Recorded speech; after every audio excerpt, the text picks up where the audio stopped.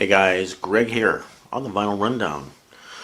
Haven't made a video in a long time, but I've come out of hibernation for a contest for Tavis, Vinyl Talk with Tavis, Tavis Minner, and shout out to Tavis. Congratulations for 1,000 subscribers.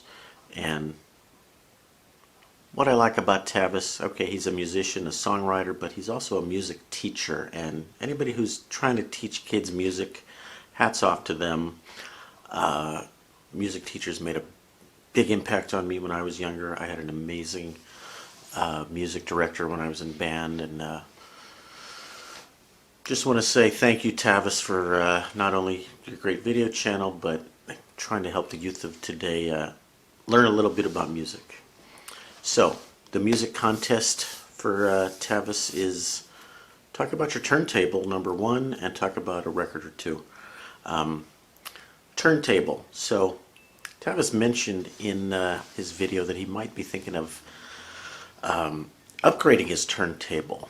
So, I want to talk about that just a little bit. I've got 4 or 5 turntables in different rooms of the house, so I'm going to actually talk about the turntable.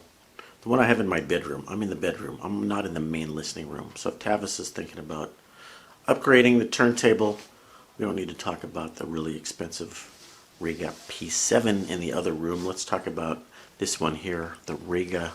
Let me move the camera so you can see it. The Rega, is it pronounced Rega or Rega? Rp1 is the entry-level turntable from the company in the UK, Rega. Rega Research, they're called.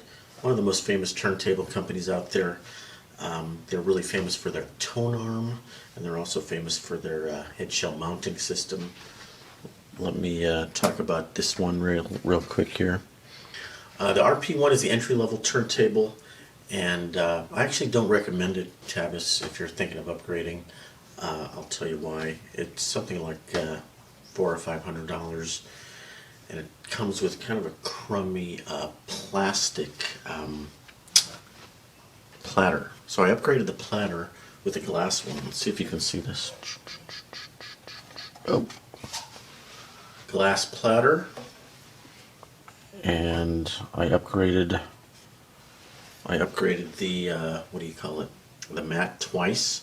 Comes with a felt mat, and you can upgrade to the wool mat. And I actually upgraded to a cork mat. Less static electricity. It's really dry weather here in California, so a lot of static. But this is a manual turntable, so when it gets to the end, you got to lift it up yourself, otherwise it spins forever. And you got to have a preamp with this. So the preamp is, can you see that? This is the, I'm not going to lift it up, the Schiit Audio, S-C-H-I-I-T Audio. What's it called? Magni, something like that. It's about 110 or 120 bucks. One of the best values in audio preamps or phono preamps. But Tavis, I don't think you need all that. You got a perfectly good turntable. You've got the Tavis has the Autdiotechnica AT95E, whatever it's called, and that's a perfectly good entry-level turntable. You might want to consider upgrading the needle, because that comes with the Autdiotechnica AT95E, the green one. I had that on one of my Techniques turntables, and it had a lot of inner groove distortion. When you get to the last 1 or 2 songs, it would get a little bit distorted. So, sorry, adjusting. There we go. So I upgraded that to a different needle, a different one from lpgear.com, also made by Autdiotechnica. What I have over here, I should have shown you, is the Japanese Nagaoka MP-110, the yellow one. Can you see it? Nagaoka MP-110 is their entry-level one that's about 120 bucks. A lot of people love that as the sort of introductory, starting to get into audiophile sound needle cartridge. But, Tavis, I wouldn't spend a lot of money upgrading your turntable. I would instead look at your speakers. I see you've got the Mackie studio monitors. Studio monitors are great if you're listening up close. but they're not going to like create a big sound stage. That's why people are talking about moving your speakers apart. So the two speakers plus you makes a triangle, makes like an equilateral triangle. So if your speakers are 4 feet apart, then it's expected that you're 4 feet away from the speakers and you're listening at ear level to the tweeters. And maybe that's what works for the size of your room or your apartment there, Tavis, or your house. I don't know what you live in. But I would spend money on upgrading the speakers before I would spend a lot of money on a turntable. $100 on a new needle, fine, but I wouldn't go spending $500 on a turntable. I would instead consider upgrading to speakers that were more like living room speakers, not studio monitors. Studio monitors, the thing about them is they're designed for up-close listening, and they're designed to be really revealing, like pointing out all the flaws in the recording so you can correct them while you're mixing your records. But it's getting dark in here, I'm sorry. The sun went down outside. What was I saying? Yeah, you don't need super revealing speakers if you're just chilling in your living room and having a glass of wine and trying to enjoy the music. You don't suddenly need, oh, there's a flaw in this recording. That kind of breaks the mood. So you might want to upgrade to more audiophile, living room style, non-monitor speakers. And some of those are powered, have a built-in, power system, whatever you call it, wireless powered speakers. But again, that's going to be another $500 to $1,000. The one thing I would recommend is getting the speakers off the table, getting them on stands, getting those stands away from the walls a little bit. That's hard to do if you have limited space. I realize that. It is hard to have really good sound when you're living with other people or you're living in a room that has furniture. I mean, there's a lot of compromises to be made.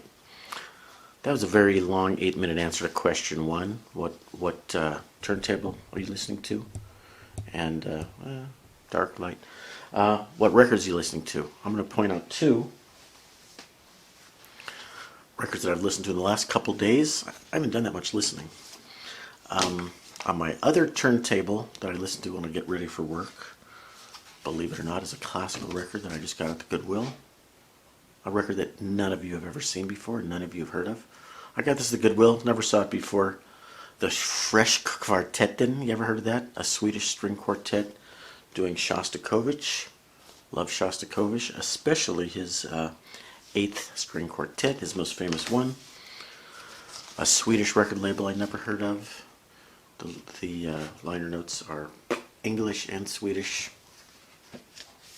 This is from 1976, made and printed in Sweden. I don't know if I have any records that are from Sweden. Sounds good. Nice clean vinyl. And on this turntable, you can see there's Blue Note on there.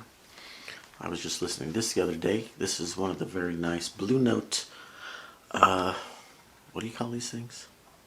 I forgot the name. The new Blue Note thing. Tone Poet, that's it, Tone Poet. Donald Byrd Chant. Beautiful red cover, beautiful photography. Look who plays on here. Herbie Hancock, Pepper Adams on sax. Some old standard tunes. I'm an Old Cowhand. That's All, Sophisticated Lady. Beautiful packaging and beautiful photography on these Blue Note Tone Poet series. They're only about $34. And well worth it. Great sound quality. Donald Byrd, one of the great trumpeters on Blue Note.